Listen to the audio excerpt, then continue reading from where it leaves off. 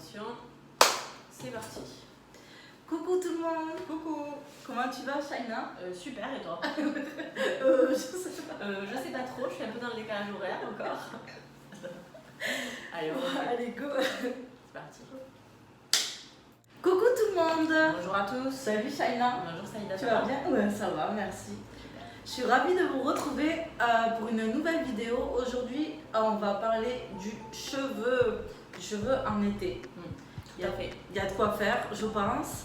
Et du coup, qu'est-ce que, de manière générale, faut-il prendre soin du cheveu avant, pendant ou après la période estivale? Alors, l'idéal c'est vraiment de prendre soin de son cheveu tout le temps, au quotidien évidemment, pour avoir un beau cheveu brillant, soyeux, etc. Moi, ce que je peux conseiller, c'est de ne pas trop laver ses cheveux, contrairement à ce qu'on pourrait croire. Déjà, ça c'est important. 2-3 fois par semaine, c'est largement suffisant. Je sais qu'il y a beaucoup de gens qui lavent leurs cheveux tous les jours ou tous les 2 jours, c'est beaucoup trop. Ça va vraiment en fait un petit peu décaper, et c'est pas bon. Déjà sur ça, voilà, réduire les shampoings, voilà, 2-3 fois par semaine, c'est bien. Ensuite, traiter ses cheveux quand on va au soleil. Donc il y a des huiles qui existent ou des sprays avec indice de protection solaire, comme pour la peau. Hein, on est d'accord. Et puis bien les hydrater, donc faire des masques ou des sprays hydratants si on n'a pas le temps de faire un masque.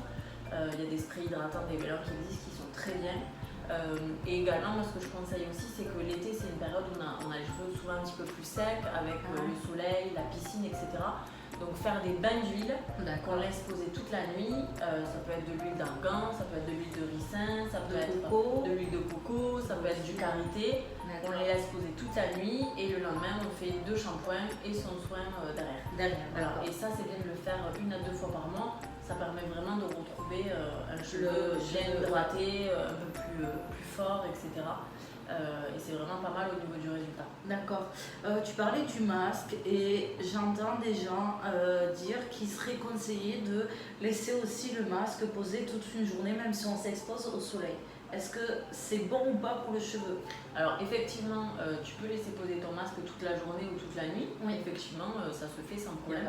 Après, la seule chose, c'est que le masque a tendance à alourdir le cheveu. D'accord. Donc effectivement, des fois, il y a des gens qui, après avoir fait un masque, ont le cheveu un peu plat, un peu mou, comme on dirait, en termes de coiffeur. Et ça, voilà, c'est ce qui peut être un petit peu éventuellement désagréable. Voilà. Mais après, par contre, au niveau hydratation et soins, effectivement, c'est super de laisser son masque posé le plus longtemps possible. J'ai une question qui me vient. Qu'est-ce que tu conseilles de couper les cheveux, les pointes avant l'été ou après l'été?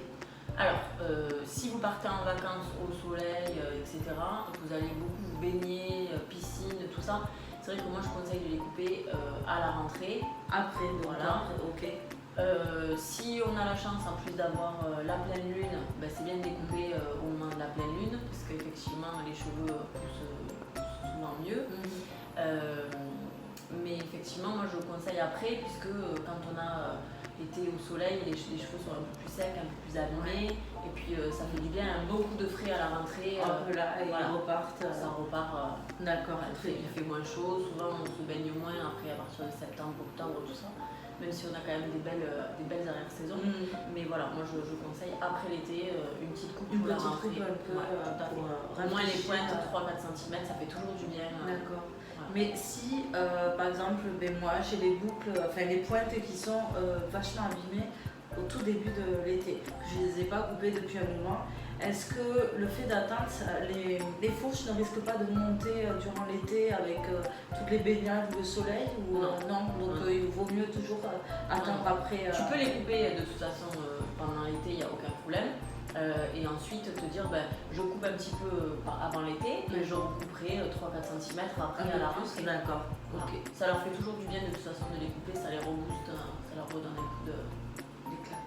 Avec les masques. C'est vraiment, du coup, on va tout récapituler pour traiter le cheveu. Alors plutôt en premier, comme je te disais, un shampoing neutre 2-3 fois par semaine maximum. Alors, qu'est-ce que tu entends par shampoing neutre? Shampoing neutre, ça veut dire que c'est un shampoing qui peut s'utiliser sur tout type de cheveux. D'accord. Tu peux aussi éventuellement, si tu as les cheveux colorés, utiliser un shampoing cheveux colorés pour mieux faire tenir la couleur, on va dire. Hein. Ou un shampoing repigmentant, ça c'est pas mal aussi entre deux couleurs. Ah, je connaissais pas. On en reparlera si tu veux. D'accord. Repigmentant, ça permet en fait effectivement d'entretenir un petit peu la couleur, de redonner un petit coup d'éclat, un petit coup de peps, un petit coup de boost. Le côté brillant aux cheveux, parce que souvent le cheveu devient terne. Voilà.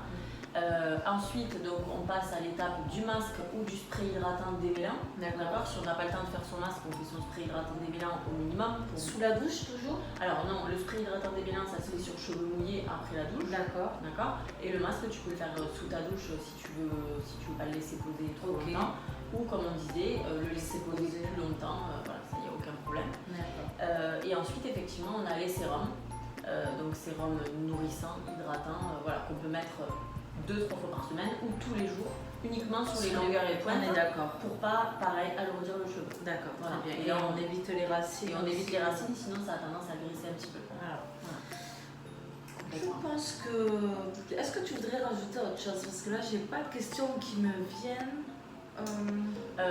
Pour les gens qui ont des cheveux qui sont vraiment très ternes, très fatigués, très secs, il y a des super soins qui existent aujourd'hui qui sont le lissage brésilien qui va vraiment permettre de réhydrater le cheveu, regainer le cheveu, lui redonner en fait du corps, etc. et lisser la fibre capillaire, l'écaille du cheveu. Ça c'est très bien pour les gens qui ont des cheveux très abîmés, très secs. Ça n'enlève pas le côté bouclé, hein, oui, voilà, on n'est pas sur un lissage japonais. C'est vraiment quelque chose qui va faciliter en fait à faire ton brushing, qui va te faire gagner du temps, qui va surtout t'apporter de la brillance et un soin en profondeur. D'accord. Donc on va vraiment réhydrater son cheveu, le regainer, lui redonner de la brillance comme je te disais et de l'éclat. Ou après le botox capillaire, donc ça c'est pas mal aussi après l'été. Pareil, c'est un soin en fait réhydratant. On va pas le comparer au lissage brésilien parce que c'est pas la même chose, ça dure moins longtemps. Mais par contre c'est très très bien après l'été, un petit botox capillaire, ça va vraiment pareil refaire briller ton cheveu, le rebooster, enlever tout le côté sec, etc. Éviter les petits frisottis. Oui, les petits, voilà. Donc c'est vraiment super.